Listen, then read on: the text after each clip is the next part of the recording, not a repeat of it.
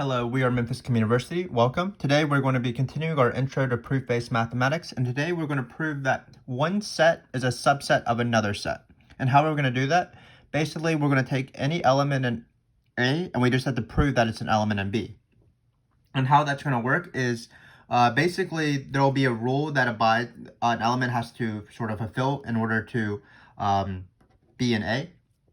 And we're going to show that if it fulfills the rule for being in A, or fulfill the expectations or the rules for being in B. And of course, we have set notation. So, for example, what we're going to try to do in this first one is show that for any integer where 14 divides x, it will automatically assume or imply that x still is an integer, of course, but also 7 will divide x.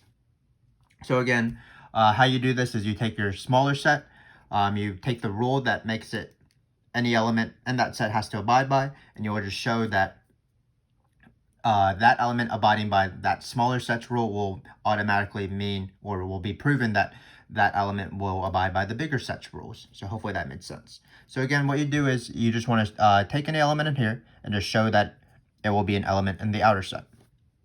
So let's just start. Shouldn't be too bad, especially in this example. But what we're going to do is we're going to take any x in the integer. So let x be some element in here.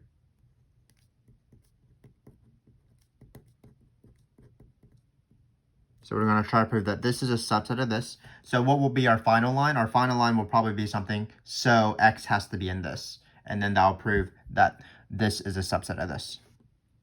So let's just work with this guy right here. Well, if x is in this set right here, and this set right here, what does that mean? That means 14 divides x. So by the definition of divisibility, we've been working with divisibility quite often. By definition of divisibility, that means that x is equal to 14 times n, where n is an integer. So of course, all we need to show is that 7 divides x. That would mean that x is equal to 7 times another integer. What's the relationship between 7 and 14? Well, of course, 14 is equal to 7 times 2, so it seems like it's good to express 14 as 7 times 2. Note, x is equal to 7 times 2 times n. And then this is going to be 2 times 7n. Sorry, I don't want 2 times 7n. I actually want 7 times 2n. So let's mark this out and let's just go to the next line. So 7 times 2n. Again, we want to show that x is equal to 7 times an integer. So because 2n is an integer, that means that 7 divides x, which is what we wanted to prove.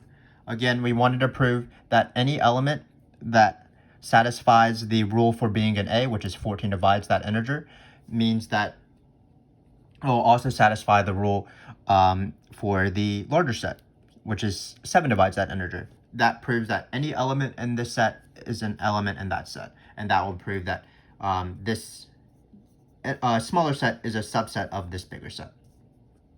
So what we can say is, we can conclude what we said. 7 divides x. That means that x is in this set right here. So thus, x is in this set right here.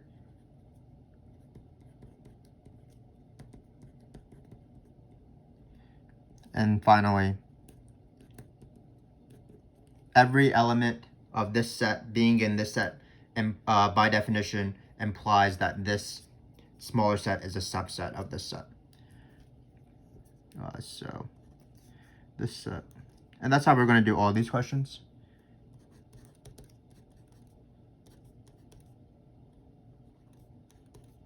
Let's review after we write this down. So again, how do we do these? You take any element in this, the smaller set. Being in the smaller set implies things about x, that it satisfies some sort of rules. And then what we want to show is that by satisfying those rules or those properties of that element x, we want to show that it satisfies the rules for being in the outer set. And that would prove that the element is in the outer set, which would prove that the inner set, or the smaller set, is a subset of the larger set. So let's practice again. We might as well. So what we're going to do is we're going to try to show that this thing right here, which are all pairs of elements in z times z, so just basically pairs of integers, where if x is equal to y mod 12, that means that x is equal to y mod 4. So let's try that. So what are the elements that look like in this set? Well, they're going to be coordinate pairs A, B. So let's write those down. So let's start. Let's take any A, B that's in this smaller set. Again, we're going to try to prove that it's in the larger set. In this case, the elements of both sets are coordinate pairs, which is a little bit different than the first question where all the elements were just single integers. So just pairs of integers in this case, because we're doing the direct product of z times z. So we're going to take this into the smaller set.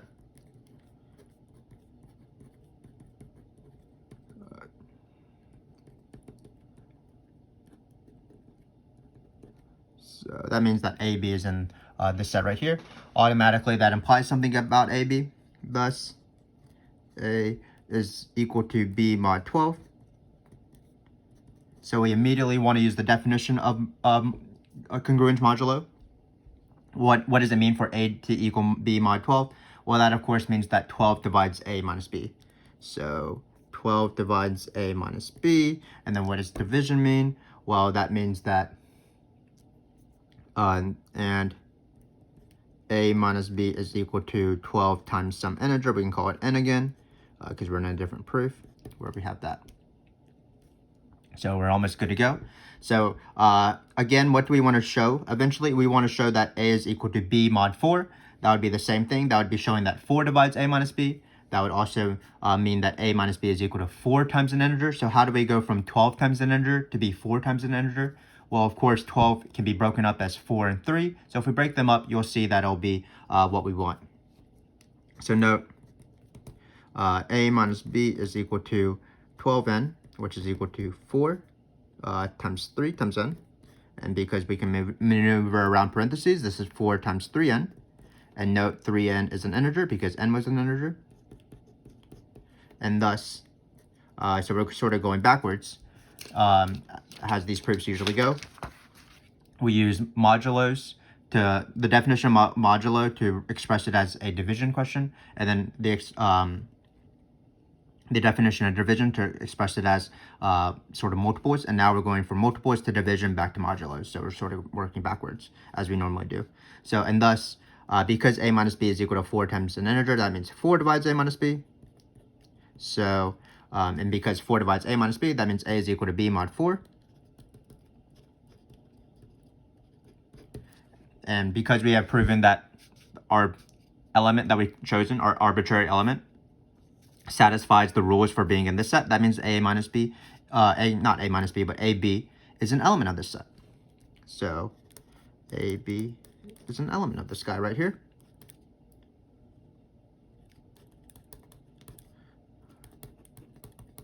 An element of the larger set because A equals B mod 4.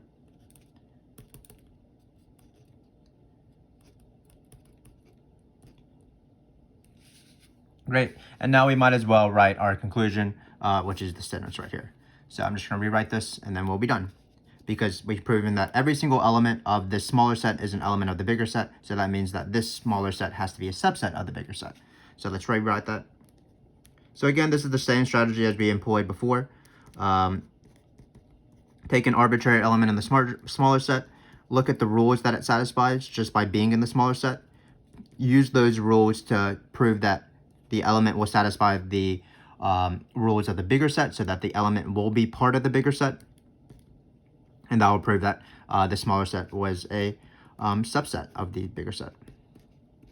And that's how we do it. So we have done 2 examples, one with mods and also congruence of integers, and one with division. Of course, the congruence of integers involve division because that's how the definition goes. So let's move on. Let's try to practice some arbitrary sets now. So here we have some arbitrary sets, x, y, z, and what we want to do is show that this set right here is a subset of this right here. So let's just see how this works. So let's take any element in A, and then we're going to practice with the definition of intersection and union. So take any A in this set right here.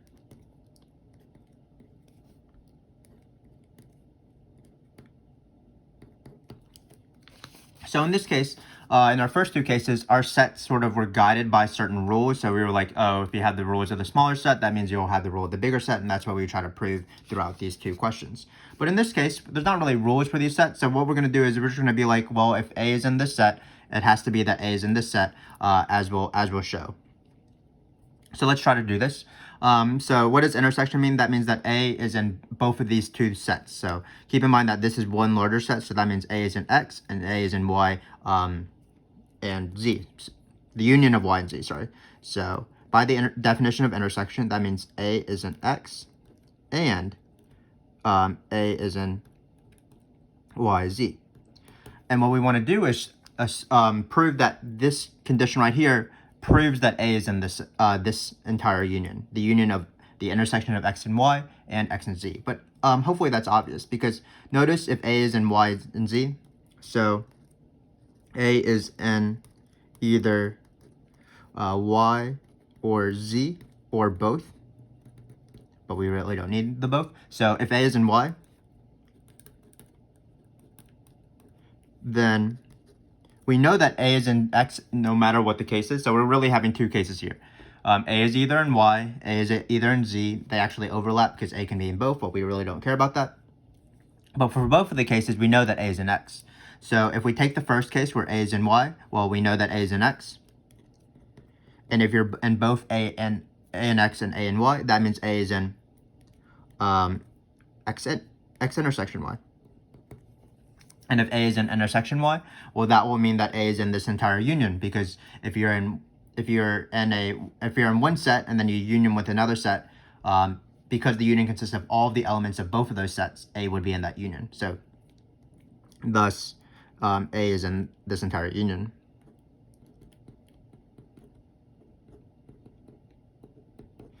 Same thing if A is in Y. So we had two cases, A either being in Y or A either being in Z. Well, if A is in Z, again, in all these cases, A has to be in X because A is in this original intersection. So if A is in X and A is in Z, that means A will be in, let's just write this down. If A is in Z, which is the second case, that means that A has to be in X. Or, sorry, if A is in Z, A is in X guaranteed by a previous statement. So A is in X, A is in Z means that A is in the intersection of X and Z. So A is in the intersection of X and Z. So if you're in one of these sets, that means that you're in the union. So A is in this union. So what have we proven? We have actually finished the proof, because we have shown that any element in the smaller set is going to be in this larger set, no matter what the cases are. We took every single arbitrary element in A, and we considered both cases, and in both cases, A is in this larger set. Thus, X, the smaller set is inside, this intersection right here is inside this union.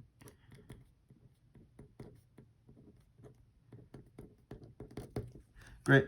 So, again, not too bad. We took an arbitrary element in the smaller set.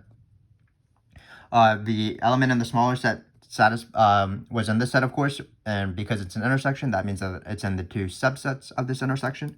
And then what we proved is that because A is in both X and A is in this guy right here, that means that A is either in Y or Z, because that's the difference definition of union. Then we just took two cases. If A is in Y, well, A has to be in X, so that means A is in the intersection of X and Y, which means that A is in this union right here. And then same thing with A being in Z. So what we did is we took an arbitrary element in this smaller set. We had two different cases, but no matter what the two cases ended up being, each time we proved that that element is still in our larger set, which means that for every single element in our smaller set, it's in the element, it is an element of the larger set, which proved that this thing is a subset of this thing. So hopefully this makes sense. We're going to practice again with this guy right here. So now it looks like we have direct product between two sets. So what are the elements going to look like? Sort of like with our direct product from before, they're going to be coordinate points. So let's start off with that. So take elements that are in this set. They look of the form A, B. Let's take, so X. So hopefully, probably X is not the best letter here, but this is just a big X. This X right here is direct product, so hopefully that makes sense. direct product, sort of squiggling my set x in order to avoid confusion. So in this case, we're going to take this guy right here. So what does A, B, being in the smaller set mean? Well, that means that by definition of the direct product, A will be in this set right here, and then B will be in this set. So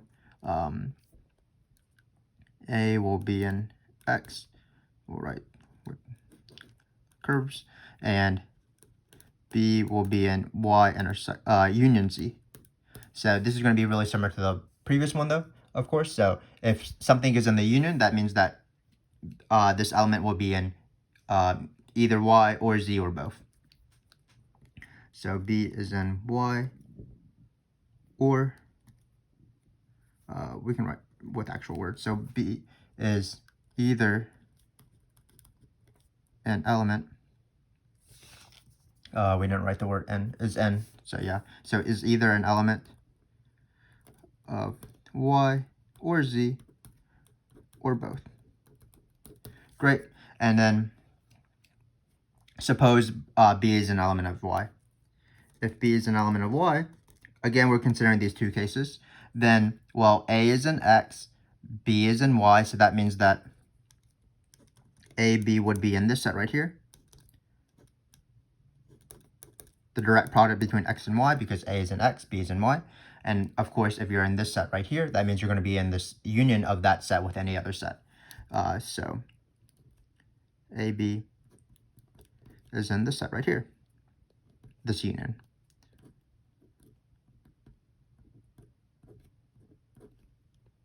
Sorry, I'm running out of room. This is not the integers, by the way. This is just a regular Z. Hopefully that makes sense. And then we're going to do the same thing, of course, with if B is in Z. So if B is in Z, let's write it a little bit smaller because we might need another line. Well, if A is in X, we already know A is in X, and no matter what, because AB is in this set right here, so A has to be in this, the first element that's being the direct product, or the first set. So A has to be in X. So in this case, if B is in Z, A is still in X. So that means that AB is in XZ. And what is, if you're in XZ, that means you're going to be in the union of this thing right here. And thus, AB is in all of this. And here we have a little bit more room, so it shouldn't be too bad. Great. And then notice that we've done with the proof, because what we've done is we've taken any single arbitrary element in this set, we called it AB, and we proved that there were two cases, but in both cases, it ended up being that AB was an element of this entire set, because we proved that in one case, AB is an element of this set, which proves that it's an element of the union, and then in another case, we proved that AB is in this set, but it still would be an element of the union. So in all these cases, we have proven that this is a subset of this. So this, our first set, hopefully you can tell the differences by now between my sets and my x's, or my direct products, is in this right here. And we're done. So again, that's how you prove that something is a subset of something. Great. So now I'm going to finish off with sort of an if and only if statement that implies, that sort of deals with subsets. And then we will be done. So remember that if and only if statements, what you have to do is you have to prove two conditionals. So we have to first prove if X is a subset of Y. That means that X intersection Y is equal to X. Then we want to prove eventually that if X, Y is equal to X, then X is a subset of Y. So remember that for if and only if statements, a lot of times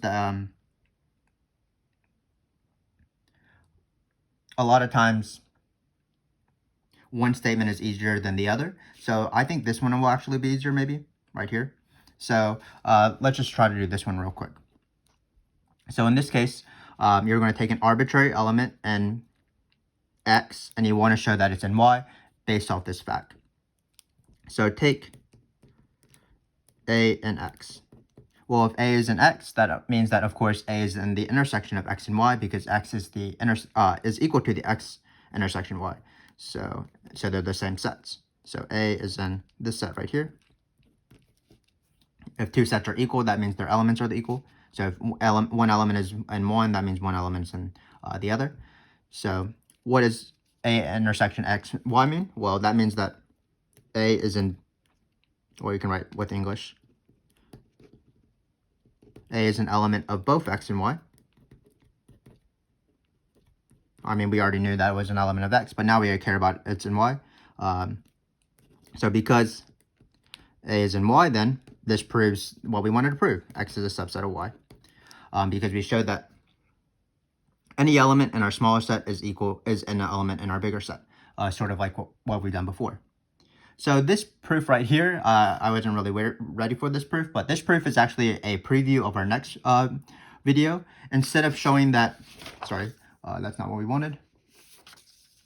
Instead of showing that one subset is a subset of another set, we're going to prove in our next video that two sets are equal. And how that's going to work is that you should show that one set is a subset of the other, and then you show that the other is a subset of the first one.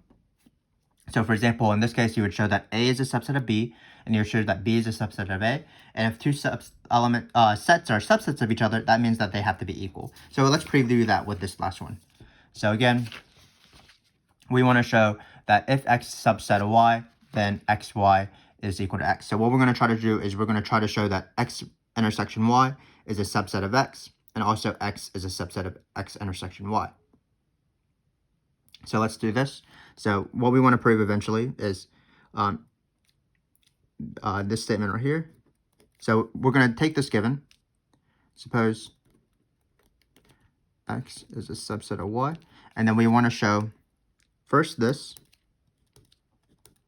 and then we're going to show this. So one of them is easy. One of them is going to be, this one is easy. So again, it's just going to be two subset proofs that we've been working on. Sort of like how if and only if statements are two conditional proofs. So in this case, this one is really easy. Take X and X intersection Y. That means X is in X because and X is in Y. So if you're in the intersection of X and Y, that means you have to be in X. So that's easy. Again, so we have proven that the intersection here is a subset of X. So now what we need to do is we need to show that X is an intersection of XY. So if you take X and the smaller set, we need to show that X is in this bigger set.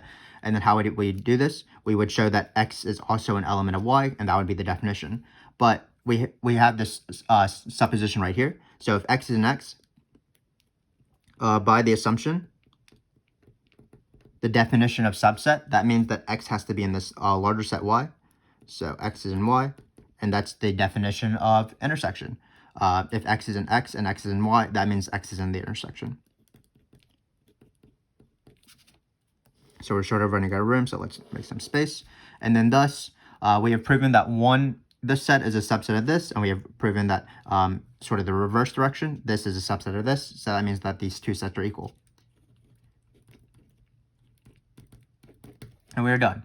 So again, constantly throughout this video, what we've been doing is we've been taking an element of the smaller set and showing that it's a element of the bigger set. How we've done that is we've sort of used rules, whether that be modulo rules or division rules, intersection rules, direct product rules, union rules, and things like that.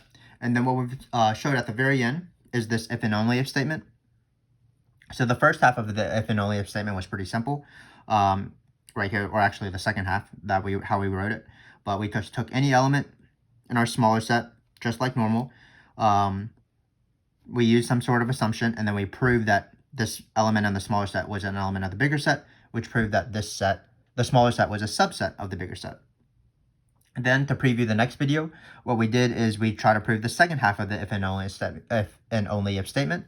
That's right here, or the first half really. So in order to prove that two sets are equal, which is the subject of the next video, you need to prove that these two sets are subsets of each other. So the first one was pretty easy because that's just the definition of intersection. But for the second set, we used the assumption that x is a subset of y, which allowed us to prove that x is a subset of the intersection of x and y. And then that was finishing the proof. So again, just be wary of that next video. Will be pretty similar to this. Basically, what we will be doing is just proving two sides of these equations every single time. So hopefully I'll see you there, and I look forward to seeing you there as we continue our journey with proofs involving sets. Can't really talk at the very end of this video, but hopefully I will see you in that next video. Thanks again for watching.